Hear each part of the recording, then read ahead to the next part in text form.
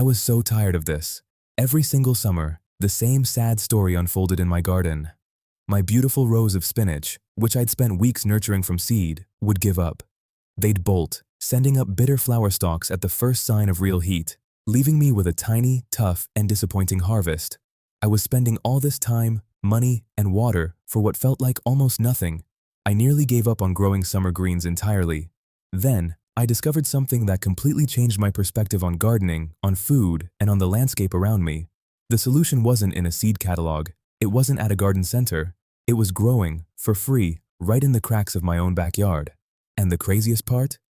It has a wonderful, mild flavor. It's packed with nutrients, and it grows relentlessly all season long. What is this miracle plant? You've probably seen it 1,000 times.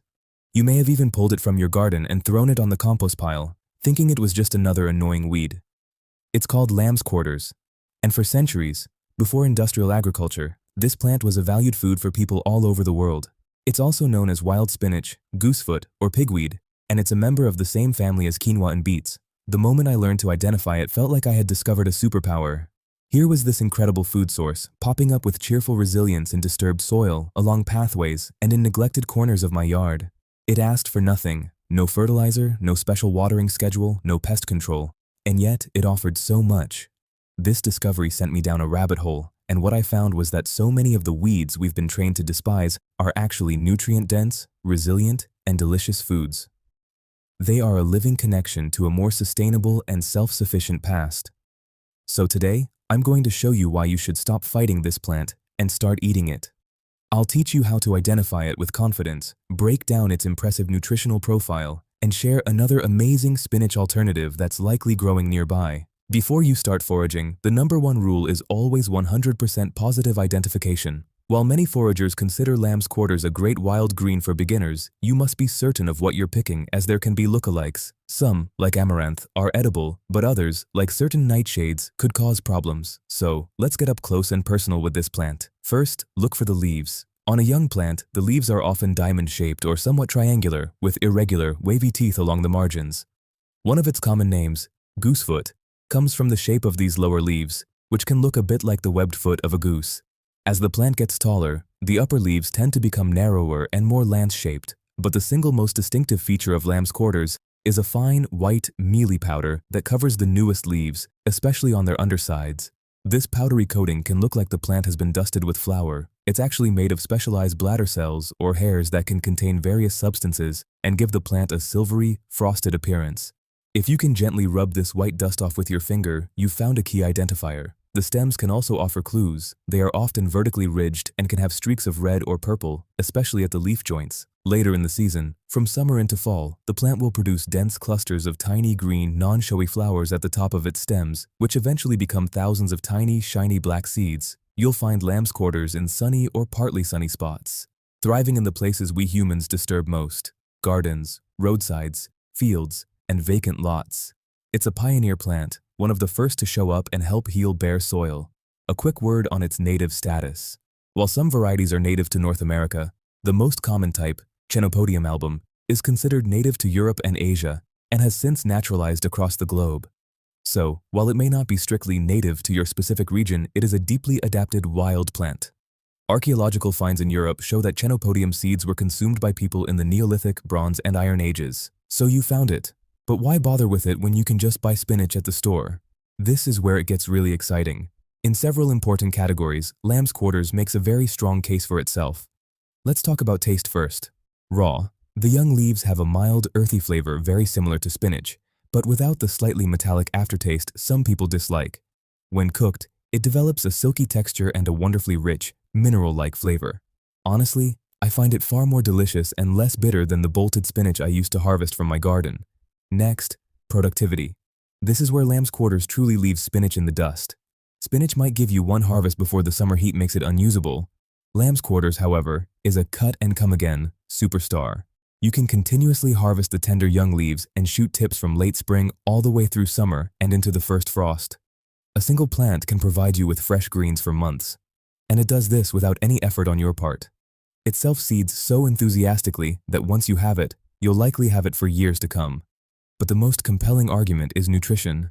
This humble weed is a nutritional powerhouse. While spinach is famous for its health benefits, lamb's quarters often contains more of certain key nutrients. For example, analyses show that lamb's quarters generally has more vitamin C, vitamin A, and significantly more calcium than spinach. Some comparisons suggest it can have 2 to 4 times more calcium, and in one analysis of raw leaves, it was found to have many times more. It's also a good source of protein, B vitamins, iron, and potassium. This isn't just a replacement for spinach. For some nutrients, it's an upgrade. Harvesting is simple. You want to focus on the young, tender parts of the plant. The top 4 to 6 inches of a growing stalk are usually perfect. Simply pinch or snip off these tender tips. This encourages the plant to become bushier and produce even more leaves. You can also pick individual leaves, especially the younger ones near the top. Like spinach, lamb's quarters cooks down significantly, so make sure to harvest a big bunch. What looks like a huge bowl of raw leaves will become a modest side dish. In the kitchen, use it exactly as you would spinach. The young leaves are fantastic raw in salads or added to sandwiches. For cooking, it's incredibly versatile. Sauté it with garlic and olive oil for a simple, delicious side. Blend it into smoothies for a nutrient boost. Add it to omelets, frittatas, lasagna, soups, and stews. You can even make a wild spinach dip that will amaze your friends. And don't forget the seeds. In the fall, you can harvest the mature seed heads. The tiny black seeds come from a plant that's a close relative of quinoa, and the seeds themselves are very nutritious. You can grind them into a dark flour to add to baked goods, or simply toast them and sprinkle them over salads and oatmeal. A quick but important note. Like spinach and chard, lamb's quarters contains oxalic acid, and under certain growing conditions, like heavily fertilized soil, it can accumulate nitrates and saponins. For most people, these are not a concern when eaten in normal amounts, and cooking helps reduce the levels of these compounds. However, if you are prone to kidney stones or have a related health condition, you should consult a healthcare professional before consuming it in large quantities. It's amazing what we can find when we just look a little closer at the world around us, isn't it? If you're finding this information valuable and want to learn more about rediscovering the forgotten foods that grow right under our feet, please take a moment to hit that subscribe button. It really helps this information reach more people who are looking for healthier, more sustainable ways to eat. And let me know in the comments, have you ever eaten lamb's quarters, or is there another weed you love to forage? Once you start looking, you'll realize your yard is a treasure chest. And while lamb's quarters is my go-to spinach replacement, there's another common weed you should absolutely know about: purslane. Purslane is a low-growing succulent that thrives in the heat of summer, often appearing in dry, sun-baked areas where other plants struggle. You'll recognize it by its smooth, reddish stems and its fleshy, paddle-shaped leaves that are almost rubbery to the touch. If lamb's quarters is a champion of versatile greens, purslane is a champion of unique nutrition. What makes purslane so special is its incredibly high content of omega-3 fatty acids, specifically alpha-linolenic acid, or ALA. In fact, it's one of the richest plant-based sources of ALA among leafy vegetables, containing far more than spinach. Some studies say 5 to 7 times more.